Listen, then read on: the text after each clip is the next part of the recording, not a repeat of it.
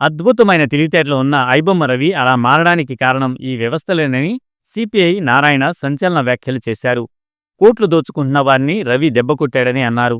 6-700 ఖర్చు పెట్టలేక ఐబొమ్మలో తాను సినిమాలు ఫ్రీగా చూశానని చెప్పారు. ఒక హిడ్మాను చంపితే 1000 మంది హిడ్మాలు పుడతారు, ఒక రవిని చంపితే మరో 100 మంది వస్తారు అని పేర్కొన్నారు.